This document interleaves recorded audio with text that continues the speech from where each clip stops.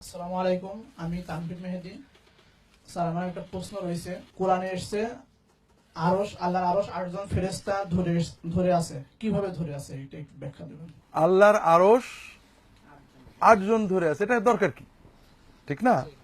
তো বিষয় হলো, এটা তো প্রয়োজনের জন্য না, এটা ডেকোরেশনের জন্য। আল্লাহ তো সবকিছু এমনি করতে পারেন, তো ফেরেশতার দরকার কি? আল্লাহ বৃষ্টি দেবেন, এটা হলো আল্লাহর রাজত্বের যে বড়ত্ব, এটা বোঝানোর জন্য। আল্লাহ আমাদের হিট দেবেন, সূর্য ছাড়া পারেন না। আল্লাহ প্রতিটি জিনিস সিস্টেমে করেছেন তার মহত্ব বড়ত্ব প্রকাশের জন্য। ঠিক তেমনি আল্লাহ তাআলার মহান আরশ বহনকারী ফেরেশতাদের কথা বলা হয়েছে। এটা আল্লাহ আরশের মুখাপেক্ষী না। আল্লাহ আরশের ঊর্ধ্বে আছেন, মানে আরশের বসে নেই যে আরশ পড়ে গেলে আল্লাহ পড়ে যাবেন, এরকম কিছু না। আরশ হলো পৃথিবীর সর্বোচ্চ সৃষ্টি, সর্ববৃহৎ সৃষ্টি, বিশ্বের মহাবিশ্বের।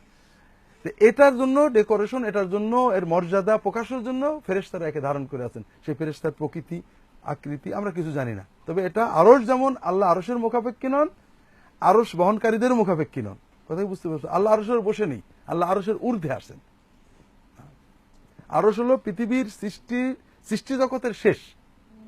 আল্লাহ এই সৃষ্টির আগে যেমন ছিলেন, সৃষ্টির পরেই তেমন আছেন। আরশ সৃষ্টি জগতের শেষ বৃত্ত না।